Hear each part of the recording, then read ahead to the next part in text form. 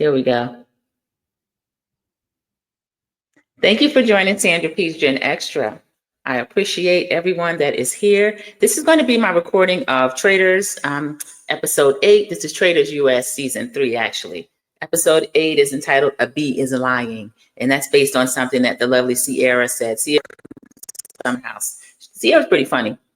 So we start out, they show us a little bit of, it looks like a red wedding. Everybody is in red or red and black. And they're showing us that when the people come into the church, they're going to meet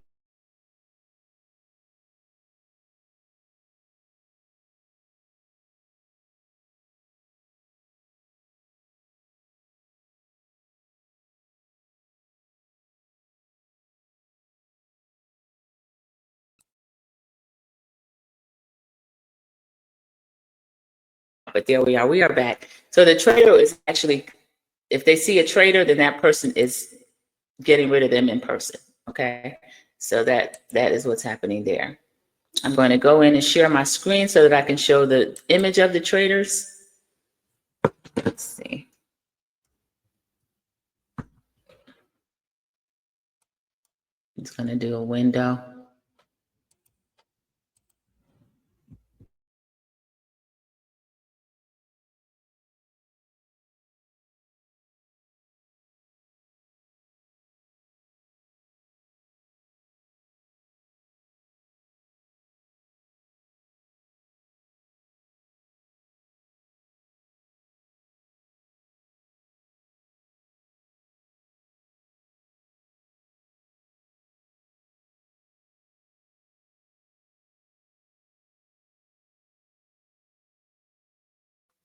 They are gloating over getting rid of Boston Rob. Boston Rob is gone. Boston Rob was a thorn in everybody's side.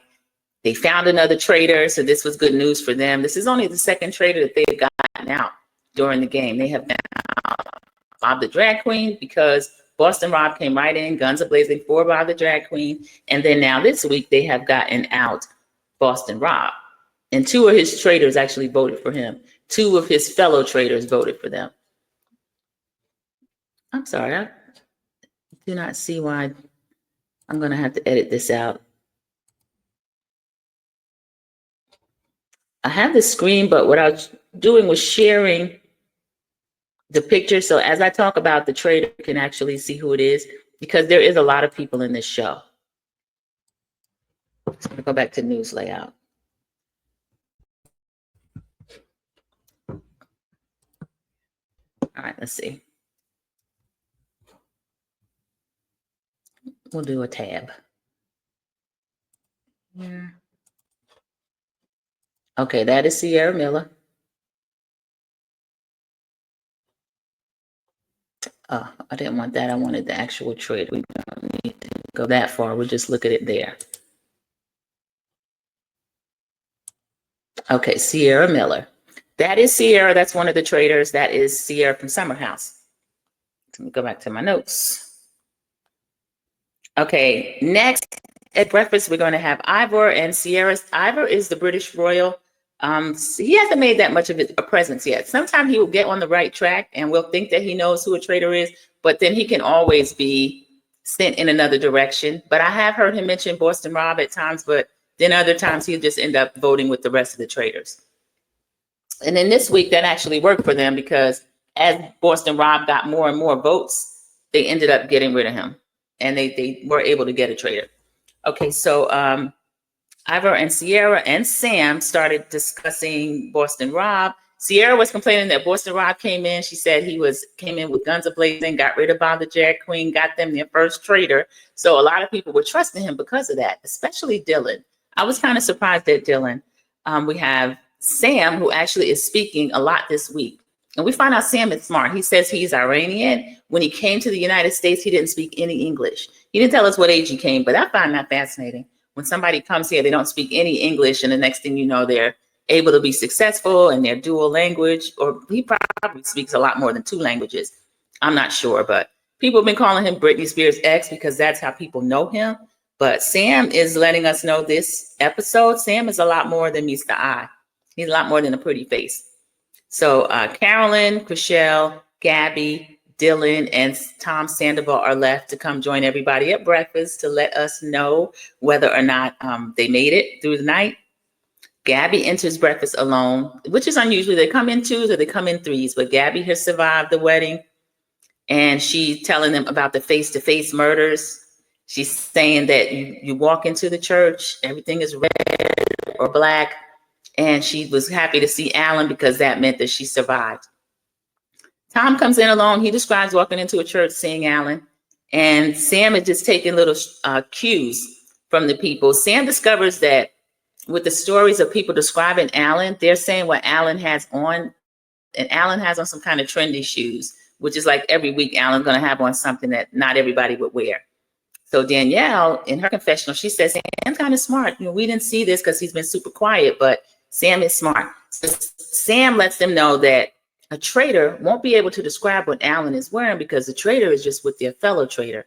And, you know, they have the hood on. So Carolyn comes in. She starts making crazy faces. It's just another Thursday night because Carolyn's stuttering, muttering. Sam is asking her questions. Gabby jumps up and tries to help Carolyn describe, which got on my nerves because Sam was using that as a strategy to see whether or not a person was a traitor, because that person would have trouble describing Alan. But Gabby jumps in and says, right, he had on a little hat and then some crazy shoes. And then everybody was annoyed. They thought Sam went a little too far, but I agree with Sam. That was a good strategy to find out who the traitor was by isolating whether or not they knew what Alan was wearing. But since Carolyn is always so fidgety and going through changes, I don't think anybody noticed that Carolyn might be a traitor. Danielle, even though she thinks she's under the radar, Danielle ends up being on a lot more people. She's not flying as low under the radar as she thinks. And one of the people that's going to start suspecting Danielle and has suspected her for a while is Sierra, and she always brings up Danielle does a lot of crying at breakfast. It just doesn't make sense. It doesn't seem real. It seemed kind of forced. So that's one of the things that Danielle, even Rob says she does a lot at breakfast. They shouldn't really be speaking at breakfast, but Danielle thinks she thinks she's really killing it. She's not. She's not a great traitor. Tom points out that traitors love rogue voters. They're trying to come up with how they would end up killing somebody. Chriselle, they say, is not that bright. She's always wrong, and she's gunning for Tom all the time. She let it be known. If she were a traitor, Tom would have been the first one out there. She's got a personal vendetta against Tom that cheated on her friend in real life. So the church is lit with candles. Dylan and Chriselle come in. Next, Dylan says when he saw Alan, he was relieved. Chriselle comes in last. She's the last one to come into the church. She comes in.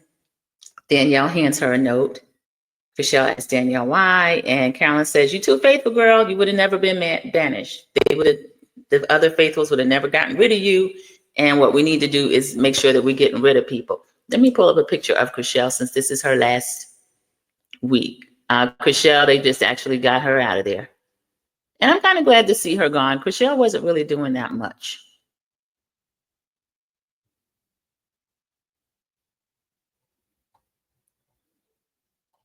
Okay, I'm sorry. I didn't want there to be a huge delay, so I'll just keep talking while we do this.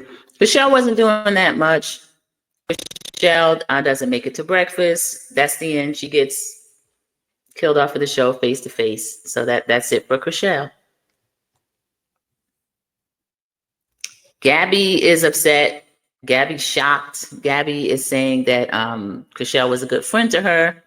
She lost a great friend because the traitors could not frame her. And I'm noticing about Tom Sandoval he looks a lot better. When he first came in, he was so shaky and so just all over the place, and he was looking kind of wild. All right, let me go back. Okay, there's Trishelle. So we see from Selling Sunset. So Gabby and Sierra, after breakfast, they discussed breaking up Danielle and Brittany, because Danielle and Brittany make no secret about the fact that they have each other's backs. They're close. This is a danger, even though people think that Danielle is a traitor. This is a danger because if a traitor is protecting a faithful, the faithful is going to go farther than any of the other faithfuls. So Danielle still thinks she flies under the radar, but she doesn't. Alan gets the crew and explains a creepy nursery rhyme game to them. What they're going to do is pick up dolls, and they're going to listen for the dolls to sing this lullaby. If they guess correctly, they can earn shields, and they can also earn cash. A lot of people say they're going to start looking for the shields instead of the cash again. So we have Dylan, Sam, Dolores, Carolyn, and Tom is singing with the dolls, trying to determine the nursery rhymes that they're going to be singing back. There's some people left at the castle. Back at the castle, Tom calls them and tries to get them to get the melody. Alan is laughing. Alan Cumming also he always has a great time. Also, Lala, watching them do, Lala's his dog, watching them do the little things that they do when they're on their little games and things like that to win shields and to win money. So they can win $5,000 per nursery rhyme. So this is a lucrative game. Dylan says they have to memorize, then they mimic into a machine. The machine's going to be able to read what the actual nursery rhyme is. The people that encounter the dolls, they have to call back to the house. So Tom is the first one who grabs a creepy doll, starts trying to memorize the melody, calls back, sings to them. The tune that they end up getting out of the machine from what Tom did them was Row, Row, Row Your Boat, and they win $5,000. So Sierra says that Tom's working on an album. She's going to go ahead and start looking for a shield. Tom's taking the game serious. The next doll, creepy doll, and tune was Muffin Man. They won another $5,000. They ended up having 5 minutes left. The last tune was Three Blind Mice. They won another $5,000.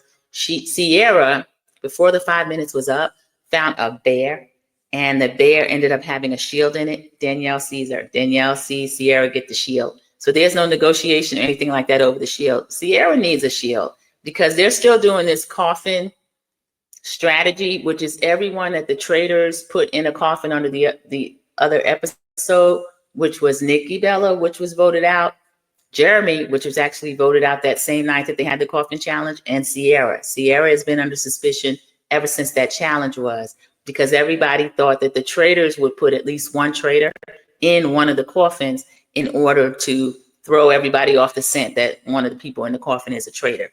We know that that's not true. They put all faithfuls in coffins, and that's not a good strategy, but that's not going to stop them from banishing somebody based on that. So Dylan and Dolores discussed Brittany because Derek brought Brittany up before he was killed off the show. So this is the wrong road. We know it is, but they're just looking for any type clue. Carolyn is probing Sierra, trying to find out what Sierra knows. Sierra lets her know that she doesn't trust Danielle. She doesn't trust Danielle. Let me take Chriselle off and put, who should we put back up here? Chanel and y'all has been gone. There's Carolyn.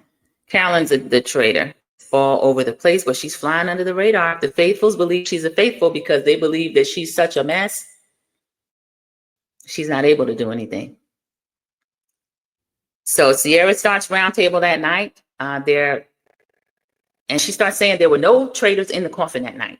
She said it was Nikki, it was me, and it was Jeremy. Sierra is being adamant. She's cursing and everything.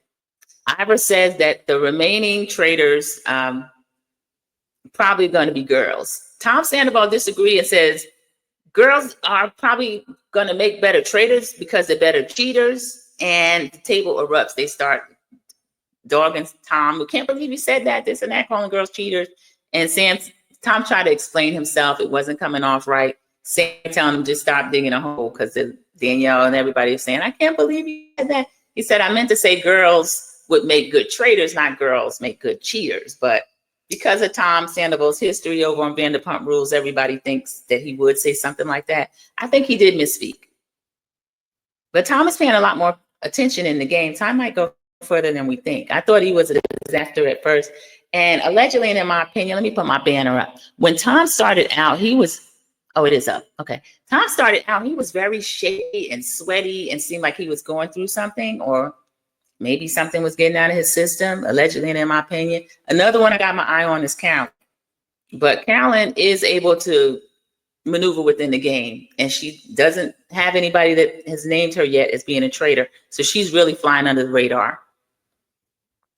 Sierra reminds the roundtable that Jeremy mentioned Danielle when he was in the coffin challenge, and that same night he was sent home.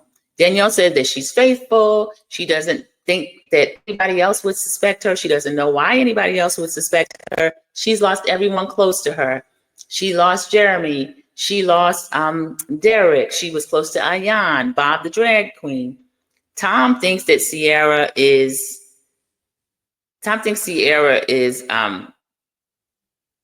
possibly a traitor because of the coffin challenge. He's still going by that strategy. Sierra is still defending herself, and Sam says she's being calculating. Ivor says Bob the drag queen and or Boston Rob persuaded Sierra to get in the coffin to throw the faithfuls off. Sierra's still cussing them out. She's telling them the coffin theory is going to get you nowhere. You're going to vote however you're going to vote. If you vote for me, I'm going to get up there in that circle of truth and I'm going to tell you that I'm a faithful. And then you guys are going to end up doing the same thing again, voting out another faithful. After you just got Boston Rob, who was a traitor. I'm not a traitor. This is Sierra talking to them. So Alan tells them they got to continue debating. He tells them it's time for them to actually come to the end of the debate. So we have Dylan, Carolyn, Sam, Ivor, Dolores, Danielle, Gabby, all thought for Sierra. Now, all vote for Sierra. I was confused because I said, well, Sierra has a shield. Sierra does have a shield. The shield can save you if the traitors pick you to be murdered. The shield cannot save you from being banished by the rest of the faithfuls. So I didn't know that. That is an important distinction of what the shield can do. So it's, to me, limited protection is better than nothing, I guess. So Sierra says she has her fight mode, and that made a target out of her. She says her mom didn't raise a weak AB. Sierra got a filthy mouth. So after all that, Sierra votes for Brittany. She said the faithfuls are dumb if they don't vote with her for Brittany, but they didn't vote with her for Brittany. Everybody ended up voting for Sierra. The only odd vote was for Brittany because Sierra wasn't going to vote for herself. Even though they thought that Danielle is a traitor, there's a lot of suspicion on her. Danielle didn't get any votes. So this ends the coffin theory, finally. Get to the circle of truth. Alan asked her whether or not she's faithful or if she's a traitor. Sierra says, I don't do speeches. I go down fighting. I never succumb. And even the traitors will know I am a faithful. And they look stupid. And Sam admits at the table, we messed that up. And they did mess it up. Alan says they are more innocent blood. And if they shed any more, they're going to need a mop. Alan was kind of fussing them out. And he told them, turn off the lights when they're done at the round table. Gabby, of course, feels awful because she was one of the people that was suspicious of Sierra. Tom says, I didn't think she was a traitor. He's claiming now that he just voted with her because everybody else has started voting with her. And Dylan says, well, if you say that at the round table, you don't think somebody is you don't think somebody is a traitor, you think they're faithful, but then you start lining up with the popular vote, you're not doing the faithfuls any good. That's how they keep voting out faithfuls. So Dylan, Tom, everybody's having this discussion. Ivor, Dylan, and Sam say that they know that the traitor is looking at them, happy that they're voting out all these faithfuls. So Carolyn wants to know from Danielle, who has the shield? She flat out asked her. Danielle had the nerve to say, I'm going to tell you later. I'm not going to tell you right now who has the shield. They're both traitors. I don't know why Danielle feels like she can't work with Carolyn. She's the one that targeted Carolyn. Carolyn never targeted Danielle. Carolyn didn't become suspicious of Danielle until Danielle kept going after Carolyn and mentioning her name to people for no reason. She did this way too early in the game. So the conversation that Dylan, Sam, and Ivor was having took place in that secret book room where it's like you turn it looks like a bookshelf, but then you turn it and it ends up being a secret room. So outside of there is where people go in and get their drinks and things like that. The guys are in the secret room. Danielle and Carolyn are outside of there. They didn't know the guys were in there. They're whispering. Dylan comes out and he's looking because he catches Danielle and Carolyn talking. Now, usually that wouldn't be a big thing, but Dylan says that it looks sus. He said that looks sus in a confessional. And he says he was suspecting Gabby. Now he's looking at Danielle. So comes into the turret where the traitors are later that night. The traitors are in a robe with the hoods. Alan comes in and he gives them a chance. They can commit a murder or they can seduce a new traitor. Surprise, surprise, the traitors disagree. There's only 2 of them left and they still disagreeing. So Danielle wants a new traitor. We know she said that early on. She's like, I'm ready to kill our boss and find out who we get, which wasn't smart because they're not always guaranteed to get a new traitor. Excuse me. Carolyn wants to just go ahead and murder. Danielle's trying to gaslight her, and she's telling her that she and Brittany are not going to turn on her. Danielle has the nerve to think that Carolyn is stupid enough to let Danielle choose the new traitor and choose someone who she's in an alliance with, which is Danielle and Danielle, excuse me, not Carolyn, Danielle and Brittany from Big Brother. Even though Brittany betrayed Danielle and Big Brother and kept her from getting the money, Danielle now working with this lady. So Carolyn's just like, no. Carolyn's smarter than she looks. She says, no, there's no way. She said, actually, we can pick anybody but Brittany because I'm not bringing 2 people in here that are going to turn on me. And Danielle is being fake. She said, you don't think I would do that, girl? Oh, please. She's saying, please let me pick Brittany. And Carolyn's like, no, you're not picking Brittany. You are in an alliance with Brittany. I'm never going to let you pick Brittany, anybody but her. So she said in a confessional, Carolyn says, I'm not letting her bring her bestie in to turn on me. So Danielle turned on Carolyn for no reason, which we continually mention. Danielle, she's doing all her strong acting. She's begging. Carolyn's like, girl, I'm not that dumb. So that is the end of this Traitors episode. This was a pretty good one. I was sorry to see Sierra go. I don't care that the Faithfuls are losing Faithfuls, but the people that they're getting rid of, it makes no sense. To me, even though Sierra was one of the people in the coffin, I think she's proven herself a faithful. Even when she and Bob had that challenge with the bugs on her hand and you pull your hands back, Sierra was doing everything that she could within the game. And I didn't like how they all of a sudden focused on her and now she's gone. So this was a pretty good episode. This was a good episode. Thank you for watching the review. I will be back for the next Traitor review. What I'm going to do is premiere this one. And then when I do that, I will get down in the comments and we'll be able to discuss it a little bit in the comments. And I will see how that works. So thank you for joining me at Sandra P's Gen Extra. This is my Traitors US review episode. B is lying. It's what the late Sierra has said. Thank you for watching.